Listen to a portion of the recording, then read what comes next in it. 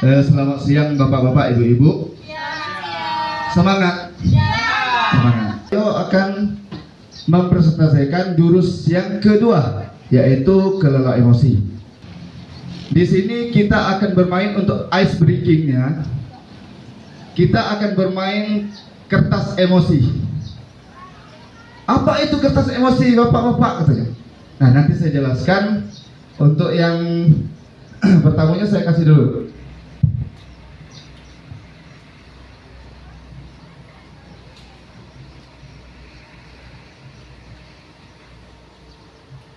Makan ujung makan masalah. Ini saja apa?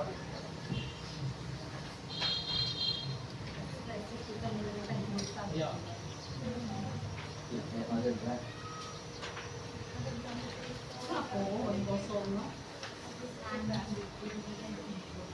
Kan memang kita emosi itu.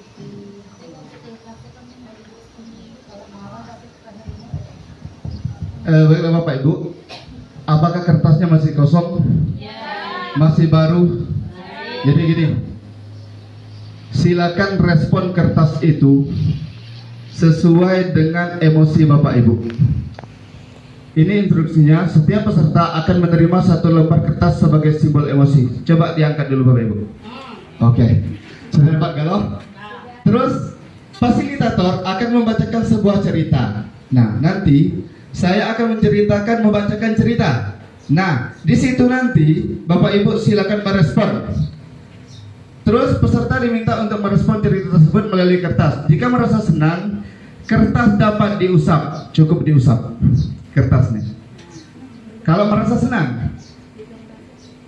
Jika merasa kesal, kertas dapat diremas Bapak Ibu. Terserah Ibu mau gimana ngeremasnya. Terus, dan jika merasa marah, kertas dapat dikoyak, disobek. Paham kira-kira? Paham, oke. Proses ini akan dilanjutkan hingga cerita selesai. Lanjut. Nah, silakan direspon. Saya akan membacakan ceritanya. Pagi itu, Bapak Ibu guru berangkat ke sekolah mengendarai sepeda motor. Bahan ajar yang sudah disiapkan rapi tergantung di motor. Namun, beberapa meter sebelum sampai sekolah, motor mendadak mogok karena kehabisan bensin. Dengan susah payah, Bapak Ibu guru mendorong motor hingga sampai ke sekolah. Bagaimana perasaan Bapak Ibu? Silakan direspon melalui kertas tadi. Silakan direspon melalui kertas tadi. Terserah. Kalau misalnya marah, dikoyak jadi, tidak masalah Bapak Ibu. Udah, kita lanjut yang kedua. Sampailah Bapak Ibu di kelas.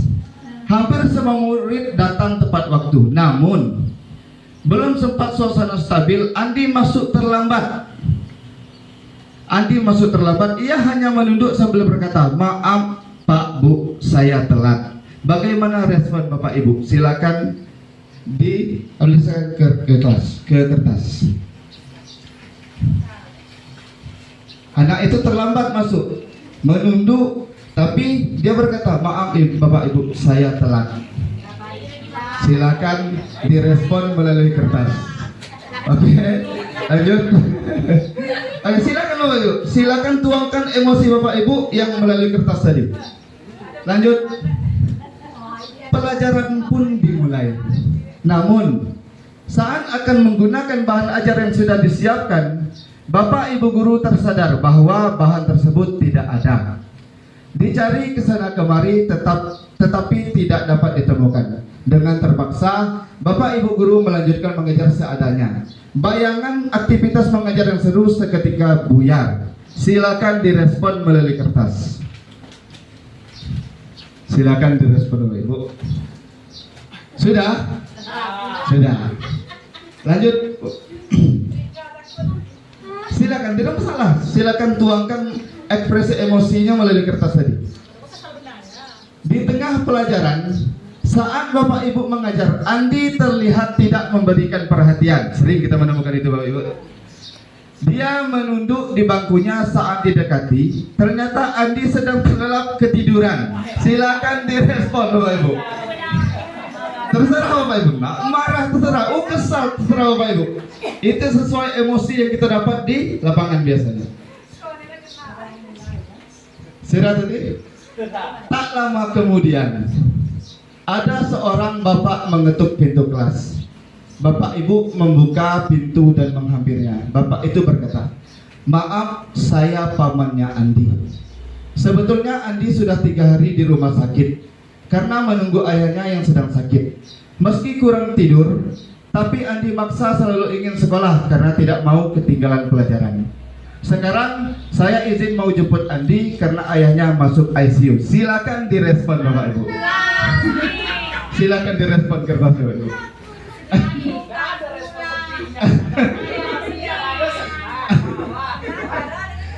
Iya. Sudah? Lanjut, Bapak Ibu. Paman Andi juga mengeluarkan sebuah bungkusan dari tasnya. "Oh ya Pak Guru, Bu Guru, tadi saya di jalan menemukan bungkusan ini. Saya tadi cek isinya buku dan ada nama sekolah ini. Jadi saya bawa, siapa tahu Ibu Guru bisa mengembalikan kepada pemiliknya." Bu Guru melihatnya dan ternyata itu adalah bahan ajarnya yang tadi dia cari-cari. Andi dan pamannya pun berpamitan. Bagaimana respon Bapak Ibu? Silakan dituangkan ke kertas. Bapak Ibu kembali ke kelas dengan bahan ajar yang kembali di tangan. Bapak Ibu Guru melanjutkan pelajaran dengan semangat menggunakan bahan ajar yang telah disiapkan. Pelajaran pun berjalan dengan penuh kegembiraan. Silakan direspon. Sudah, lanjut. Yuk kita diskusi dan gali makna dari kertas yang kita sobek tadi, yang kita remas tadi. Yang pertama, Bapak Ibu, adakah kertasnya yang sudah sobek? Tolong diangkat Bapak Ibu. Kertasnya yang sudah sobek. Oh, ada. Adakah kertas Bapak Ibu yang masih mulus? Masih mulus. Oh, ternyata ada. Ada, Ibu Kepala Sekolah masih mulus. Nah, mungkin saya minta pendapat dari Pak Wisnu gimana? Di sini aja. Ya, terima kasih Pak Don. Sama kira-kira dengan Bu Diana tadi ya. Kesal itu pasti kesal ya. Cuman pasti ada rasa bersalah. Nah, rasa bersalahnya di mana kita sudah kesal. Kadang itu terjadi di kita di kelas, rata-rata kita ya. Kadang-kadang di kelas anak itu banyaknya tidur segala macam, pasti kesal ketika ngajar kan. Cuma kemudian beberapa kasus ada Pak Dan. Ada yang memang dia mungkin dia kerja, mungkin dia punya masalah di rumah, tapi ada yang karena dia main game. Itu yang kadang kita jadi tidak bisa pukul rata juga. Mau marah kita salahnya. Kalau yang dimarah cuma satu, yang satu tidak dimarah, kita salah juga. Ya kan? Karena yang satu mungkin dia kerja, mungkin dia punya masalah, tapi yang satunya karena dia main game. Mungkin karena seperti itu kita jadi dilema dan mau marahnya seperti apa, mau tidak dimarah itu hal yang salah. Kalau di kelas ada yang tidur, pasti kawan yang lain juga ada diterima. Ngapa tidak memperhatikan, tidak ditegur seperti itu. Jadi itulah kalau tanggapan saya kira-kira seperti itu. Kalau sampai marah nian itu tidak, karena kalau yang di kelas itu pasti ada penjelasan dari anak-anak. Cuma hal yang tadi yang sering terjadi di kita. Jadi nanti mungkin Pak Dan bisa menjelaskan lebih jelas. Terima kasih. Lanjut, kita lanjut.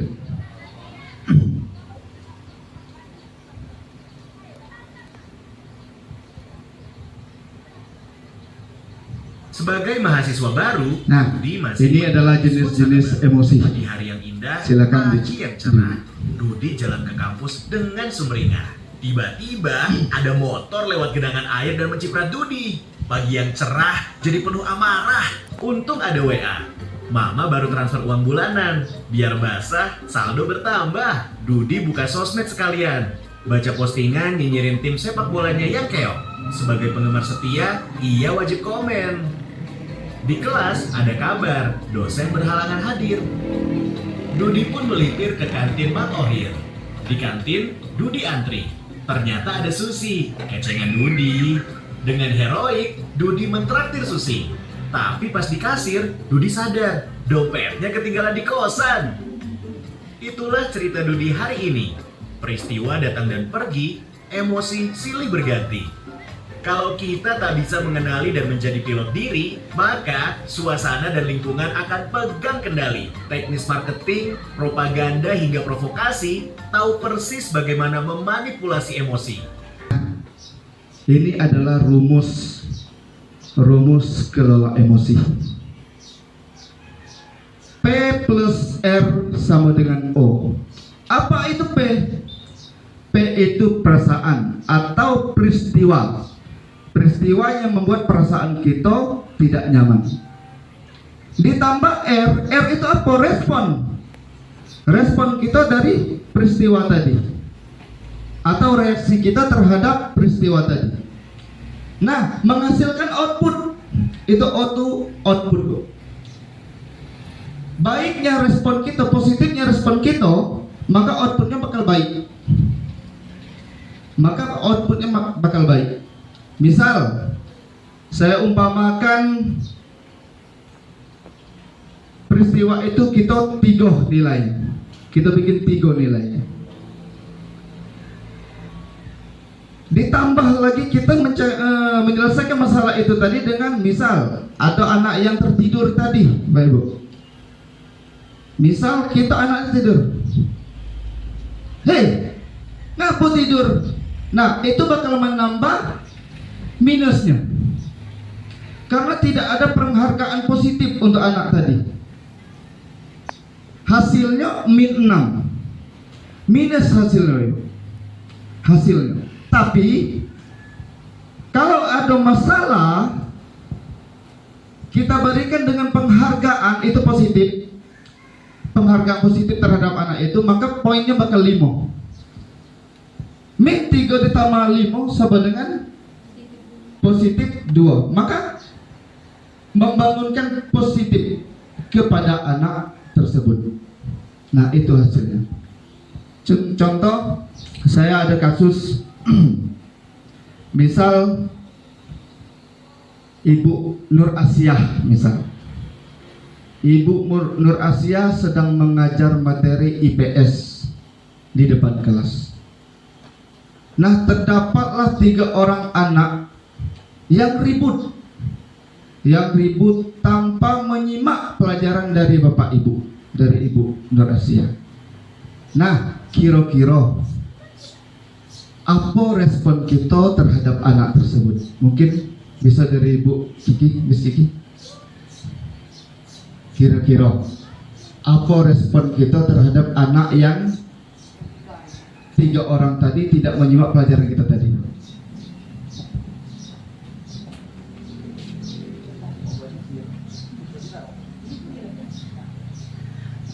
Menurut saya, cara kita merespon dari sikap siswa tadi yang ada di kelas adalah pertama kita bisa memperhatikan dulu, Pak. Kalau kita cepat bereaksi, kadang kita terbawa emosi. Kalau ribut tuh kita langsung bawa emosi, Pak, langsung marah tuh lah, Pak. Nggak ada cerita lain. Antara tegak, kena marah, kena keluar. Nah, kalau kita tengok dulu kan, Pak, sekali masih ribut juga bertiga nih, Pak. Nah, tengok lagi sekali lagi, Pak. Kalau kita masih ngajar masih juga ribut, baru kita tanya, Pak, ada rundingan apa kamu bertiga nih? Nah, sekarang kita ubah caranya, beri penghargaan positif. Coba kita beri penghargaan positif kepada anak-anak itu. Contoh yang tadi, yang kita sibuk jelaskan, kalau normalnya kita pasti ngamuk, hei keluar, itu. Tapi kalau kita melakukan pendekatan dengan anak itu, apa sih yang menyebabkan anak itu sibuk sendiri di belakang? Satu, mungkin cara penyampaian kita, Bu. Cara kita menguasai kelas. Cara kita melakukan pendekatan dengan anak itu tadi. Makanya sering saya tengok Pak Wis sering, nak, wah, kalah saya, kata saya kan. Kalau saya kan sering ke ruangan saya bikin, saya ajak anak yang nggak bisa keluar omongan pun kalau istilahnya apa yang ada di dalam perut itu keluar kalau. Tapi saya tidak mau cerita dengan ibu, tidak boleh. Kalau syarat PK itu tidak boleh dicerita. Apapun halnya tidak boleh dicerita. Kecuali dengan yang bersangkutan. Misal kalau masalah narkoba dilimpahkan ke sat narkobanya dengan kepolisian itu bisa. Nah, untuk lanjut yang ini. Nah, selamat pendekar, kamu sudah menguasai jurus kedua. Perjalanan masih panjang, selamat melanjutkan pertualangan.